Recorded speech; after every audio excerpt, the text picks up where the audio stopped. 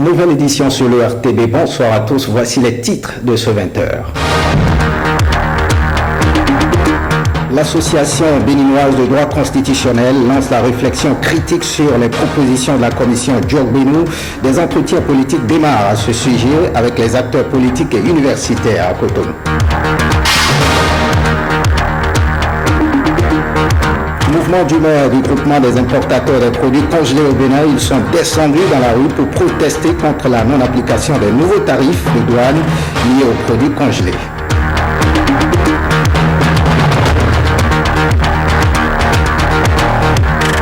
Et puis la problématique de l'exportation des produits Made in Benin vers le Nigeria au cœur de l'initiative de l'État d'Ogun, un partenariat pour booster les échanges commerciaux entre les deux pays.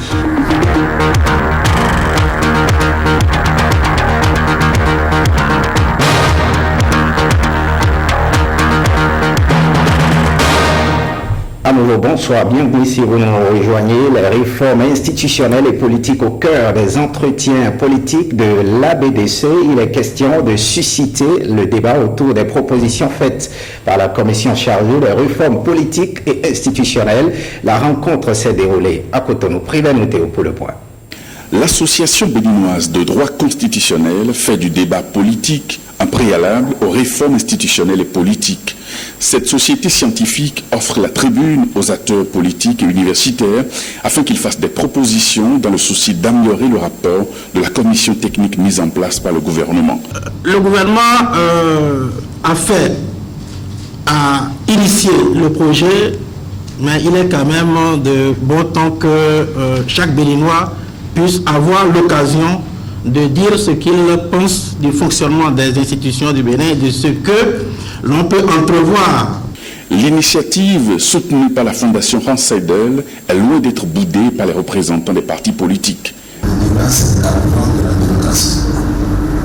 Et je voudrais attribuer ce ferme de la transparence de l'utilité. Moi, je suis très heureux d'être là parce que j'étais très inquiet par rapport à la méthodologie.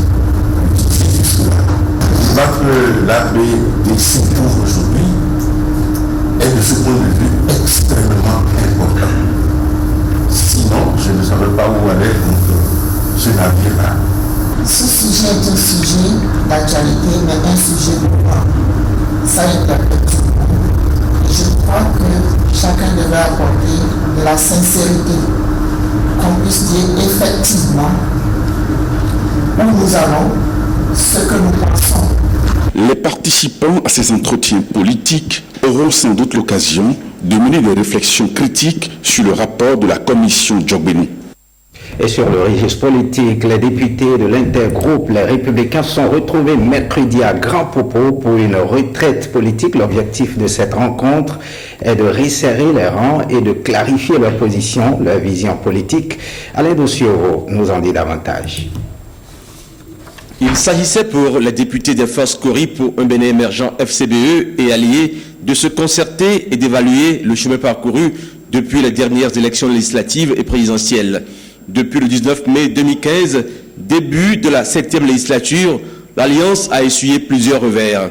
Il s'agit entre autres de son échec pour briguer le perchoir de l'Assemblée nationale et le fauteuil présidentiel lors du scrutin de mars 2016. Voilà pourquoi, dans son discours d'exhortation, le président de l'intergroupe a appelé les siens à la cohésion en vue de combler les attentes des militants de la coalition. Ces échecs ne doivent ni nous diviser, encore moins nous décourager dans notre volonté de mieux protéger, comme nous savons si bien le faire, les intérêts de nos populations. Pour cela, encore une fois, rendons grâce à Dieu le Père Tout-Puissant. Il urge de ce fait que nous soyons soudés afin de réaliser notre volonté politique commune. Plusieurs communications ont meublé la rencontre. Il s'agit de l'urgence d'une véritable cohésion au sein du groupe et ses perspectives. La retraite de Grand Popo a accouché de plusieurs décisions qui guideront désormais les pas des membres de l'intergroupe parlementaire Les Républicains. C'est une rentrée politique qui marque le début d'une ère nouvelle au sein de la famille parlementaire des forces Cori pour un Bénin émergent FCBE et alliés. Cette rencontre a été sanctionnée par une déclaration qui clarifie la vision politique de l'intergroupe parlementaire Les Républicains par rapport aux actions du nouveau régime, suivant un extrait de cette déclaration au micro de Alain Dossioro. Les députés membres de l'intergroupe ont vécu avec le peuple béninois les 100 premiers jours du gouvernement de la rupture et considèrent comme baptême de feu au cours duquel le président Talon a donné l'orientation de son mode de gouvernance. Même si certaines actions sont satisfaisantes pour le renforcement de notre démocratie, d'autres par contre méritent à ce que nous, parlementaires, soyons très attentifs. On peut citer l'abrogation, l'annulation, la suspension de certains acquis socio-économiques préoccupants tels que les projets routiers. De même, l'insécurité galopante constitue un sujet de préoccupation majeur. Le groupe des députés FCBE alliés tient à rassurer tout le peuple béninois et en particulier nos militants de son engagement à demeurer une équipe de veille stratégique et permanente pour un meilleur contrôle de l'action gouvernementale. À cet effet, le groupe exprime sa disponibilité à accompagner le gouvernement dans l'exécution de son programme dès lors que les actions participant au renforcement et à la sécurité humaine, du progrès social et économique sont accomplies. De la même manière, l'intergroupe est résolument déterminé à se démarquer et à dénoncer toute action attentatoire à l'unité nationale et à l'intérêt général. Autre actualité, c'est sa première visite aux institutions de contre-pouvoir ayant leur siège à Porto Novo. Siaka Koulibaly, représentant résident du système des Nations Unies au Bénin, a successivement fait le tour de la Cour constitutionnelle, la Cour suprême et la Haute Cour de justice mercredi dernier. Au centre des échanges avec les patrons de ces institutions, la coopération. Guillaume Aviemo et Noka Dandé. Une délégation de hauts responsables du système des Nations Unies au Bénin au cabinet du président de la Cour suprême. Conduite par le tout nouveau coordonnateur du système des Nations Unies au Bénin, la dite délégation a fait le tour d'horizon de la coopération entre le programme des Nations Unies au Bénin et la Cour suprême. Il a été question donc de voir déjà cette coopération sur quoi elle a porté. D'abord le renforcement des capacités donc de la Cour suprême, mais également aussi tout ce qui a porté sur notre accompagnement de la Cour suprême en termes donc de son fonctionnement, notamment le câblage et l'informatisation de cette Cour, mais également aussi de pouvoir explorer comment est-ce que nos deux institutions pourraient renforcer la coopération, notamment sur les domaines portant sur le renforcement des capacités. Siaka Koulibaly et sa suite se sont ensuite rendus au cabinet de la présidente de la Haute Cour de justice. Le système des Nations Unies est allé examiner la possibilité de coopération avec cette institution dans plusieurs domaines liés à la gouvernance et à la démocratie. C'est avec l'étape de la Haute Cour de justice que le tour des institutions du représentant résident des Nations Unies au Bénin à Porto Novo s'est achevé. Un tour dans les rues de Cotonou, le président du patronat béninois, Ajavon Sébastien, dans le collimateur des importateurs de produits congelés. Ils sont descendus dans les rues ce jeudi pour protester contre la non-application de la réduction des taxes douanières liées aux produits congelés. Le reportage de Victor Atofa, Francis Faton et Samuel Adimi. Ça gronde au sein du groupement des importateurs de produits congelés au Bénin. Ils ont pris d'assaut la rue pour dénoncer ce qu'ils qualifient de mort programmée du secteur des importations de produits congelés. Dans le viseur, le président du patronat, Sébastien Ajavon. Il serait contre la réduction des droits de douane liés aux produits congelés appliqués dans d'autres secteurs. Kadiaf Commune, représenté par Ajavon Sébastien, s'oppose à cet accord de relance économique, prétextant qu'il dispose de 4 mois de stock. Alors que nous aussi, nous sommes des importateurs et nous avons payé les mêmes valeurs de douane depuis le début de l'année. Par ailleurs, le sieur Adjabon Sébastien menace l'État de le dédommager du dit stock avant l'application de la nouvelle mesure consentie par la douane béninoise, gage de la dite relance économique. Cette situation aurait fait du président du patronat le détenteur du monopole du secteur des produits congelés au détriment du groupement. Nous traversons un énorme drame où nous n'en aurons plus nos dettes tant au niveau des banques que des fournisseurs, avec de graves déconvenues économiques et sociales, car plus de 3000 emplois sont menacés. Pour y remédier, le groupement propose dans sa motion. Nous implorons son Excellence le Président de la République et le ministre des Finances afin que la mise en application des nouveaux tarifs douaniers de relance économique négociés soit effective. Le représentant du ministre des Finances les exhorte à privilégier le dialogue. Le gouvernement du Bénin attache du prix à l'esprit du dialogue et met un point d'honneur à considérer le secteur privé comme créateur de richesses et d'emplois. Et c'est pour cette raison que nous avons été désignés pour venir recevoir votre motion. Le groupement des importateurs de produits congelés garde ainsi espoir d'une véritable survie de son secteur. On reste dans la ville de Cotonou. C'est un phénomène en pleine expansion dans les grandes villes du Bénin, principalement à Cotonou. La vente à la sauvette est devenue la principale activité des jeunes. Ils proposent des produits le long des artères. Cette pratique est source d'insécurité routière. Mathieu Sokenou, Doc Castito nous en disent davantage. Ils y passent toute la journée, espérant gagner quelques billets de banque à la sueur de leur front. La vente dans les feux tricolores, les débits de boissons, les restaurants, les trottoirs constituent pour eux la seule alternative pour joindre les deux bouts et satisfaire leurs besoins. Il y a le jour où je vais gagner 3 000 au moins 4 000, 5 000 je vais trouver. Pour assurer leur survie et parfois celle de leurs proches, ils vendent divers articles manufacturés et autres dont la qualité suscite des interprétations diverses et variées. Chaque fois je prends là, c'est vrai que ça ne tue pas trop, 3-4 mois comme 6 mois, il faut changer encore. J'ai dit qu'il se casse aussi rapidement. Moi j'achète les choses et je revends à la maison. Par exemple, des badets que j'achète ici à 300, à la maison je vends aux gens à 800, 1000 francs, 1200. La qualité est la meilleure même. Vous avez, c'est des purs coton. Ouais, il y a aussi des dentelles autour. Et avec cela maintenant, je prends 1000 francs avec dentelle en même temps. Donc j'essaie de prendre ce qui est bon et ce qui est propre.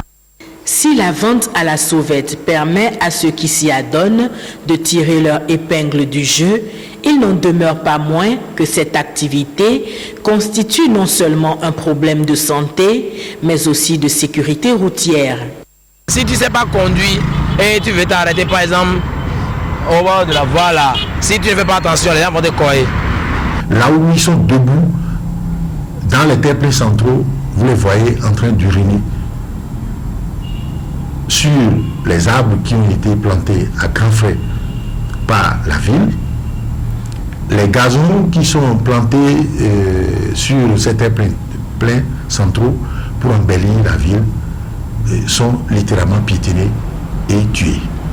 Prendre d'assaut les trottoirs, hypothéquer la sécurité des usagers, dont les plus vulnérables sont les piétons, interpelle la police municipale qui prévoit des stratégies pour garantir une circulation sécurisante.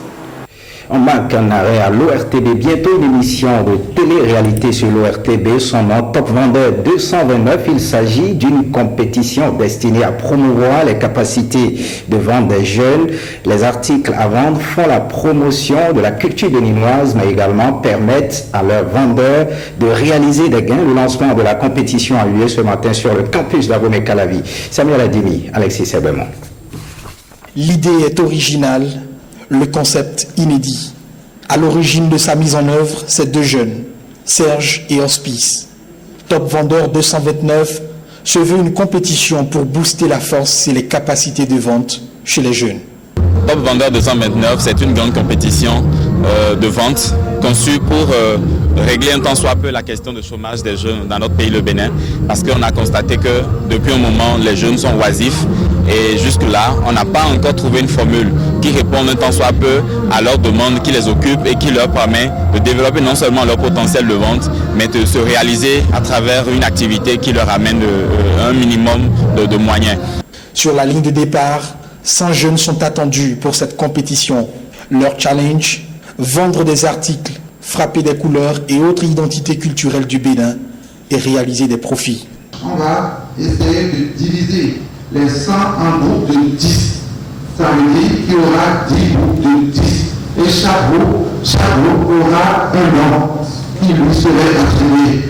Donc, à cette étape, on leur donne des gadgets, on leur remet des gadgets qui sont imprimés à l'effigie de l'identité culturelle béninoise et plein de choses qui révèlent l'identité culturelle du Bénin. Top Vendeur 229, au-delà d'une compétition, c'est une émission de télé-réalité pour faire émerger des startups au bout de l'aventure. Le jeune, il s'inscrit avec 1000 francs et il est pris en compte dans l'aventure et à la fin du rouleau, non seulement il fait une compétition au cours de laquelle il gagne sur tout ce qu'il fait comme chiffre d'affaires, mais également à la fin du rouleau, le comité est prêt à mettre à disposition de l'équipe finaliste une entreprise clé en main de valeur 2 millions, un fonds d'installation et un moyen roulant. Donc c'est un moyen pour lancer une jeune entreprise et donc nous sommes en train de rentrer dans la dynamique de start-up à travers cette même compétition. Donc, 1000 francs CFA pour prendre part à une compétition, 90 jours pour obtenir une entreprise clé en main d'un capital de 2 millions de francs CFA, et si Top Vendeur 229 était l'autre alternative pour résorber le chômage au Bénin. Et enfin, un tour à l'hôtel de ville de Cotonou entretient ce jeudi à Cotonou entre le maire de Cotonou et une délégation de la mairie de Paris. Objectif est de renforcer les relations entre les deux villes, suivant un extrait des déclarations des deux parties après le tête-à-tête. Nous avons défini ensemble des pistes de travail donc dans 3 domaines, sur l'urbanisme, sur la gestion des déchets ménagers et sur l'assainissement. Donc nous allons avoir une mission de travail sur ces 3 thèmes et en particulier sur la gestion des déchets ménagers et sur l'assainissement, et nous nous attacherons à fournir de premières pistes de coopération à la fin de notre rendez-vous. Alors cette rencontre fait suite aux séances que nous avons de travail donc, que nous avons eues il y a quelques jours à Paris avec disons, les différents responsables politiques, administratifs de la ville de Paris, fait suite à la volonté politique de la maire Anne Hidalgo et de M. Patrick Gulkman de relancer la coopération avec Cotonou autour de 3 thèmes. Celui de la de la planification. Il est important que nous sachions ce que va devenir notre ville à l'horizon des 20-25 prochaines années. Ensuite, il faut régler les problèmes liés aux déchets solides ménagers. Nous voudrions avoir l'expertise de la mairie de Paris pour nous permettre de nous projeter dans l'avenir et élaborer donc une étude que nous pourrons utiliser pour réorganiser la filière. Enfin, il y a le problème récurrent des inondations. Ce que nous voudrions, c'est que la mairie de Paris puisse nous aider à organiser une table ronde pour mobiliser les ressources, pour la mise en œuvre effectivement de ce programme d'urgence. Autre actualité, les praticiens de la médecine traditionnelle ont installé et présenté ce jeudi à Calavi les membres de leur bureau exécutif communal. C'était à la faveur d'une cérémonie qui a regroupé les vendeurs de médicaments et leurs guérisseurs traditionnels autour de la réorganisation du secteur. Brice Thibozo, Marie-Louise Perrin. Une nouvelle ère s'ouvre chez les praticiens de la médecine traditionnelle du Bénin. Après des années d'instabilité, ils se réorganisent. Par le passé, des personnes mal intentionnées se sont glissées dans le rang de ces praticiens et se sont adonnées à de la diffamation et à la publicité mensongère. C'est la raison qui motive l'installation et la présentation ce jour des membres du bureau exécutif élus depuis 2014.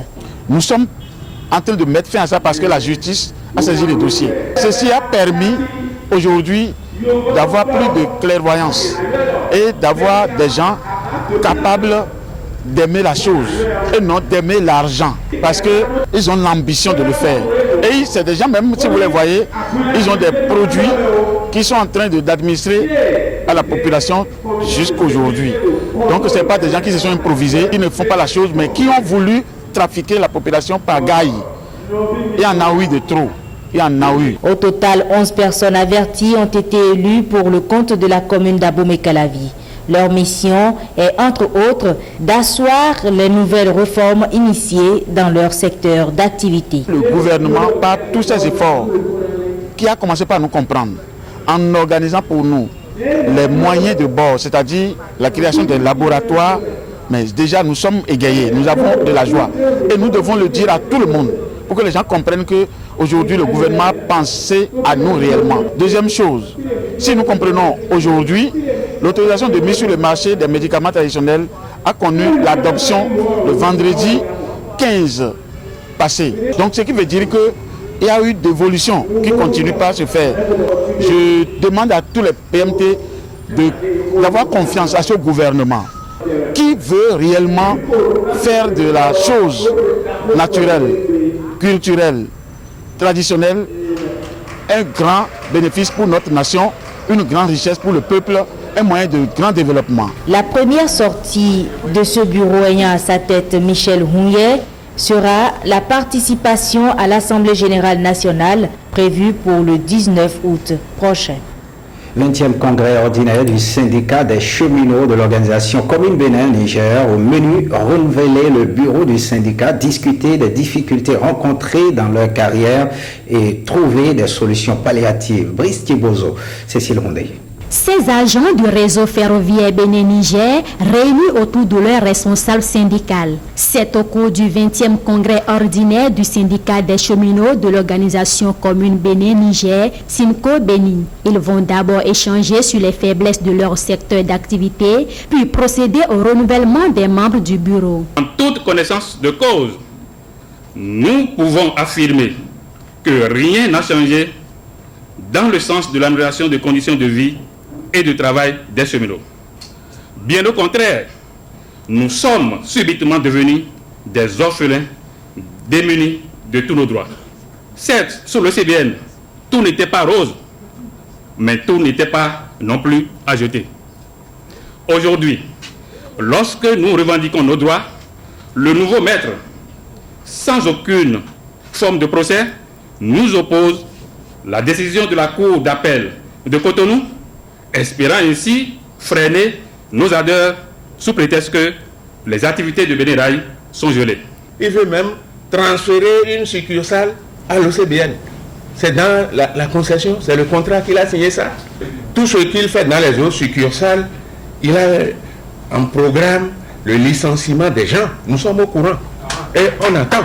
À toutes ces difficultés, une issue favorable sera trouvée. Je voudrais vous rassurer que pour la sauvegarde de vos emplois et pour le développement économique et social du Bénin du Niger à travers la reprise des activités, le gouvernement trouvera dans les tout prochains jours, ensemble avec vous, la partie nigérienne, une solution définitive. Le désengorgement du port autonome de Cotonou ne peut se faire valablement sans la contribution des rails.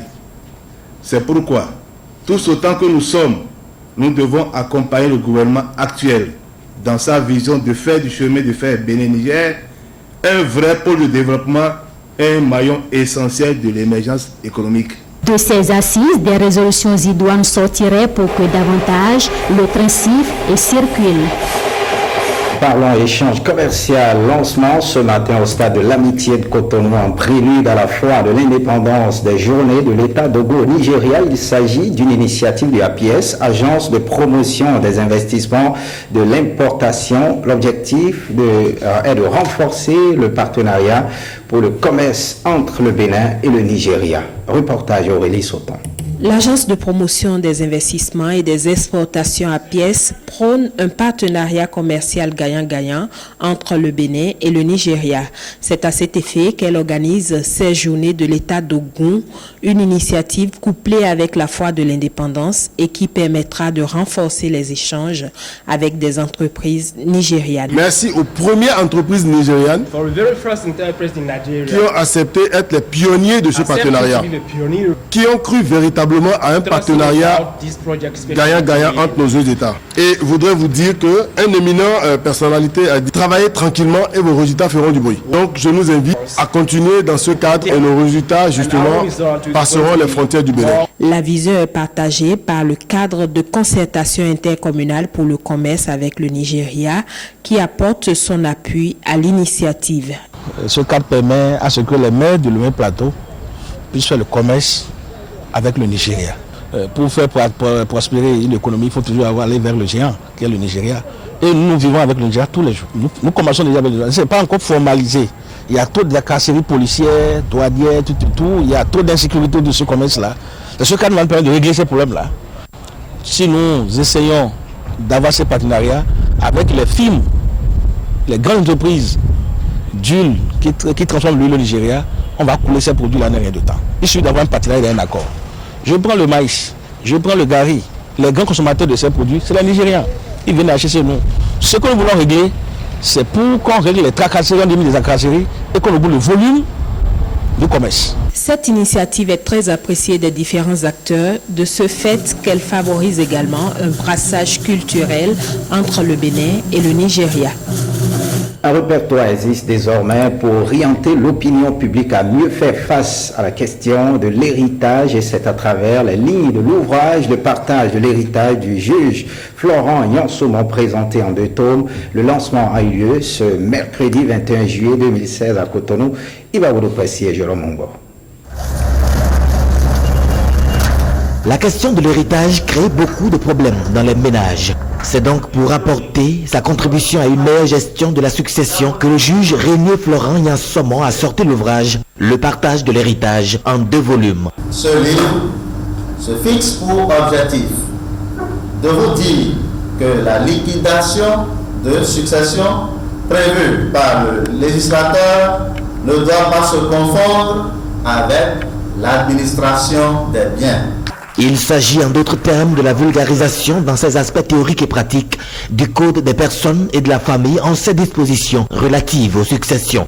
À l'avenir, il y aura dans le budget du ministère en charge de la justice une ligne clairement identifiée, réservée à la consommation des ouvrages écrits par nous-mêmes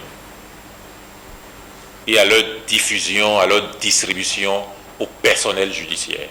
Pour faire en sorte que non seulement les magistrats, mais les principaux animateurs de la justice puissent s'engager dans cette voie de recherche permanente. Parce que c'est ça qui valorise l'individu et valorise également le corps. El Hadja Mouinatou Salami, marraine de l'ouvrage, a adressé des conseils aux enfants.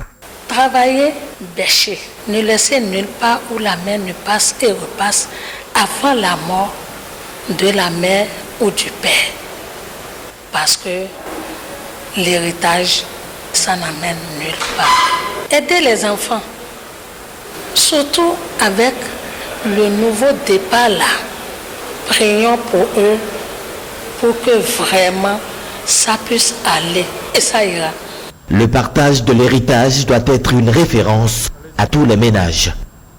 Un mot de culture dans le cadre de la célébration de la semaine culturelle du Bénin en Europe. Les musiciens s'activent, ceux de la musique moderne d'inspiration traditionnelle étaient en répétition dans un espace quand Alexis Seblemont et Patrick Yossou sont allés les surprendre à l'œuvre. Regardez l'élément. Son nom de naissance, Eric de Campos. Son nom d'artiste, Ricos Campos. L'une des têtes d'affiche de la semaine culturelle du Bénin en Europe qui parle de grand écart.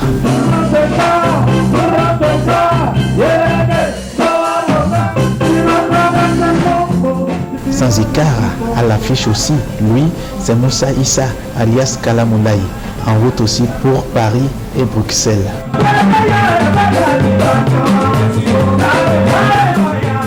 Vers la France et la Belgique, son nom complet, Ramounatou Sambieni. Son petit nom, Ramou.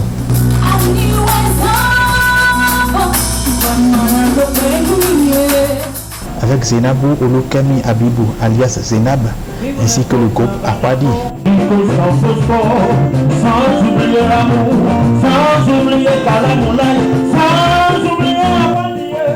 Toute prestation en musique moderne sera soutenue par l'orchestre Woodsound, bien particulier avec ses percussions.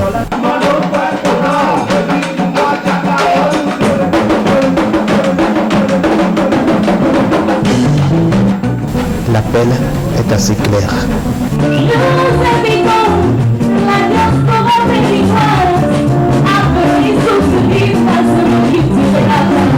Nous sommes tous prêts, Kalamoula, Ricos Campos, Woodsound, Ramou, Zenab serait là aussi, Alekpe Raou, Wabi, plein d'artistes, plein de talents du Bénin seront là pour la semaine culturelle du Bénin en Europe. Faites le déplacement, déplacez-vous, la diaspora béninoise, venez nous soutenir parce qu'on est prêts. Alors, plein succès à nos musiciens.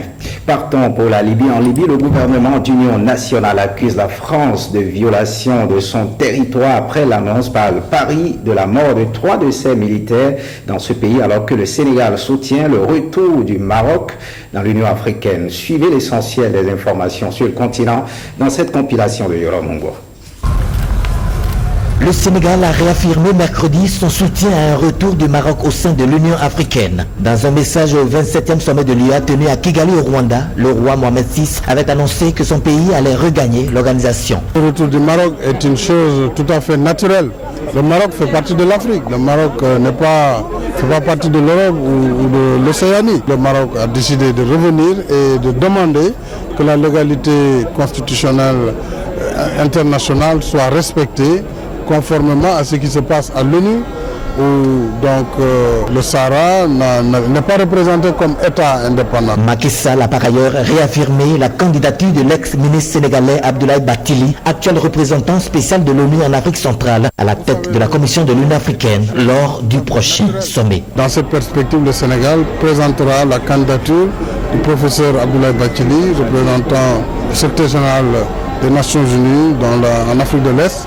Et nous pensons qu'il a le profil de l'emploi. Nous allons demander le soutien de tous les pays africains et notamment des pays de la CEDEAO et nous engagerons les discussions avec tous les pays. 3 candidats étaient en lice, dont M. Bathily. Aucun d'eux n'a obtenu la majorité requise des 2 tiers et une nouvelle élection ouverte à de nouveaux candidats est prévue pour le prochain sommet en janvier 2017 à Addis Abeba. En Libye, le gouvernement d'union nationale GNA a accusé mercredi la France de violation de son territoire après l'annonce par Paris de la mort de 3 de ses militaires dans ce pays. Des rassemblements ont été organisés dans la capitale Tripoli, mais aussi à Misrata, à 200 km à l'est. Nous sommes ici pour condamner l'agression par des traîtres français sur notre sol, qui tentent de garder à Benghazi un secret et de défendre le criminel de guerre. Depuis la chute du régime de Muammar Kadhafi en 2011, la Libye est livrée aux milices armées et minée par des luttes de pouvoir et des violences qui ont favorisé la montée en puissance des djihadistes de l'État islamique. Les États-Unis et leurs alliés européens veulent éviter tout engagement formel en Libye tant que le gouvernement d'union nationale n'en a fait la demande. L'opinion publique libyenne restant farouchement opposée à une nouvelle intervention étrangère. Lebogang Motsumi est une Sud-Africaine de 27 ans. Elle se rappelle parfaitement le jour où elle a appris qu'elle avait contracté le virus du sida à la suite d'une relation avec un homme.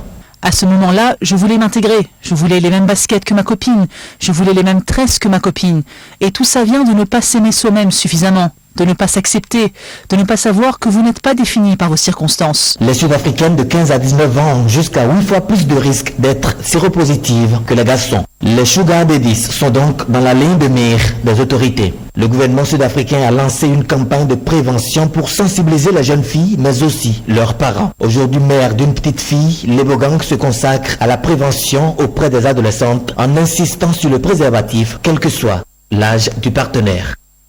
Fin de ce journal, merci de l'avoir suivi. Vous suivez à 21h un débat sur le thème la communication gouvernementale entre innovation et incompréhension. Et à partir de 22h, les feuilletons Les choix de l'amour et Windeck. Le journal du soir est prévu pour 23h30 avec Jérôme Humbo. Vous pouvez suivre, revoir cette édition sur le site de l'ORTB, www.ortb.bj. Merci de votre fidélité, notamment à vous tous qui nous regardez à grand propos. C'est dans le Mono au Bénin. Merci de votre fidélité. À très très bientôt.